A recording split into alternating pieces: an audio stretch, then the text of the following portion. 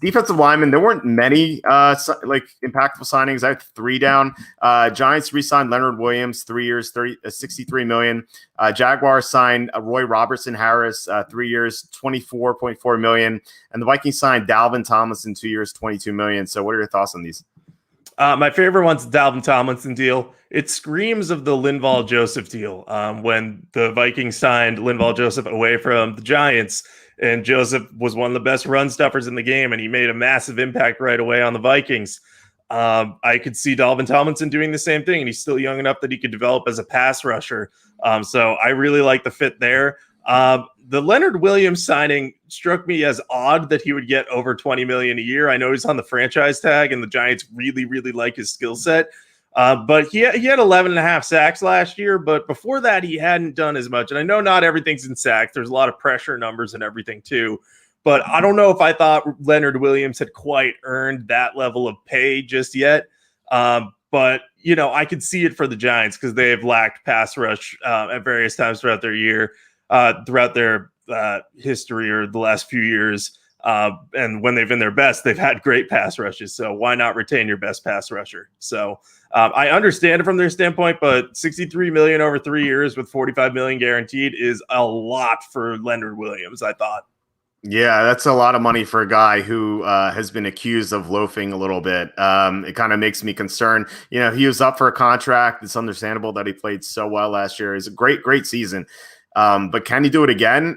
Maybe, but I would, if I were to bet, you know, old Kenny saying, if you put a gun to my head and made me bet $1, if Leonard Williams would match what he did last year, I'd say no. So I think he was overpaid. Totally agree.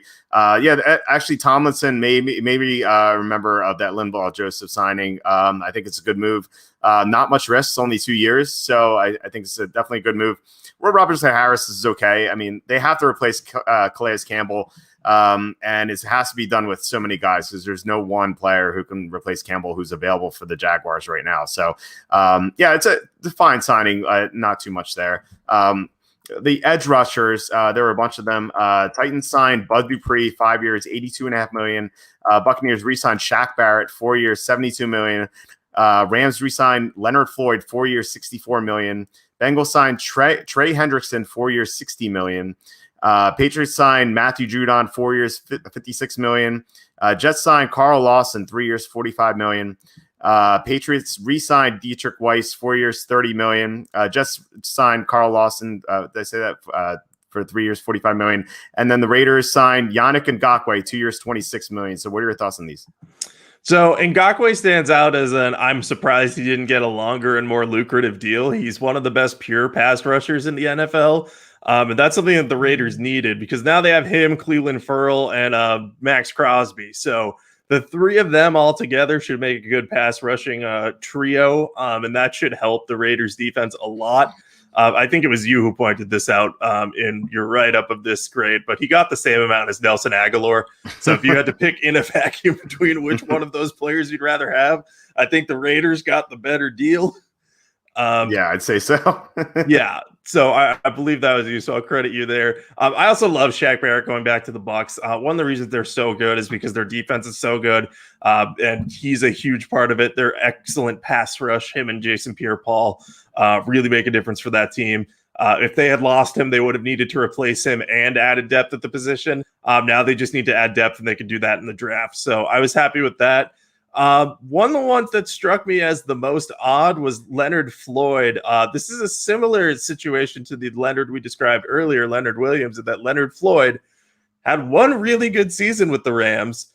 And now he's getting paid, if my math is correct here, I think 16 million a year. That seems like a lot. And he could easily, regress back to what he had previously done. And it's worth noting that 5 of his sacks on the season came against the Seahawks. So if you just look at the raw stat line, it's like, oh yeah, that looks pretty good. But he got like half of his sacks, I think, against Seattle, which has a bad enough offensive line that Russell Wilson publicly aired his frustration with it. So I think that there's a ton of risk in that signing. Also thought there was a lot of risk in the Bud Dupree signing. I was surprised he got more than Shaq Barrett because Dupree's coming off of a major injury. And, he's been productive over the course of his career, especially in recent seasons. And the Steelers really missed him when he was out. But we don't know if he's going to be 100% next year to kick things off. He might have to miss the beginning of the season. May take him time to get up to speed. And you just never know how a player is going to respond to an injury. So I thought that was I was surprised he got 5 years. I thought he was going to have to take a prove-it deal and then maybe get a 5-year or longer contract. But those two stood out as one that I was like, wow, I'm really surprised these guys are getting money. And, they're both talented and they could easily pan out. But I think there's a lot of risk in those two moves. Whereas, Barrett and Ngakoue, there's basically no risk with Ngakoue. And Barrett, I think, has done enough to prove that he deserves that deal.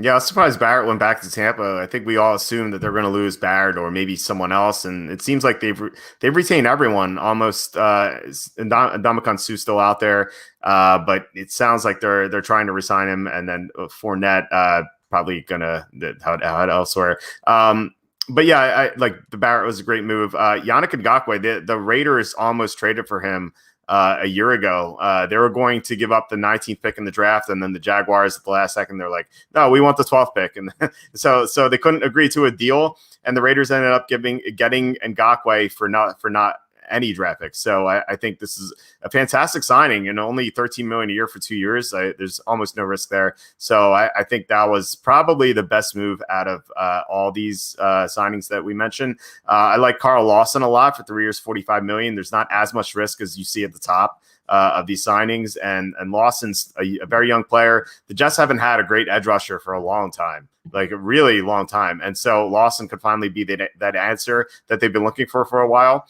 But yeah, the two worst ones, I think we agree. Leonard Floyd, yeah, he's had one good year in his career, and you're going to give him $64 million. Like, that's crazy. It's a great stat, by the way. I didn't realize that almost half the sacks came against Seattle. And you have to remember, like, he's getting like Aaron Donald commands so much attention. Like, is Floyd going to play well if Donald gets hurt? Like probably not, right? So I think that's a bad signing. Bud Dupree has never played well outside of his contract year. Like, he was considered a bust heading into 2019. And in 2019, he was heading into his contract year. He was franchised, and then 2020 again, contract year. So he's played well the past 2 years. And as you said, they missed him down the stretch when he was out.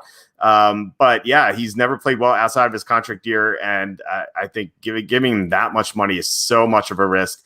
We saw the Titans whiff on edge rushers last year. I think they could whiff again, especially with that injury that you mentioned. I think I don't think it's a good signing at all. Yeah, otherwise, all the other ones were pretty solid. Not much else to say about them. Hendrickson, some people might be like, who is this guy? Why is he getting $60 million? But he was great for the Saints last year, and he's super young. So a lot of upside there, but there is some risk. Yeah, and the other one that I love as a scheme fit is Matthew Judon with the Patriots. They need their rush linebackers to be able to do everything. That's why they brought Kyle Van Noy back, because he can play at the linebacker position and play on the edge. Judon will be on the edge for them exclusively, but he does well setting a hard edge against the run, and is also a solid pass rusher. Like, he doesn't get massive sack numbers, and they probably overpaid for him a little bit in terms of that, but they needed just someone to consistently get pressure because they lacked that last year.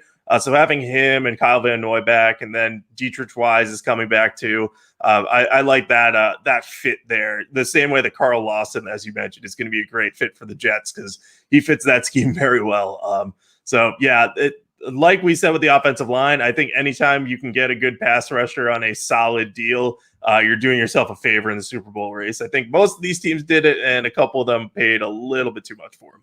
Yeah, it's a little too much. Yeah.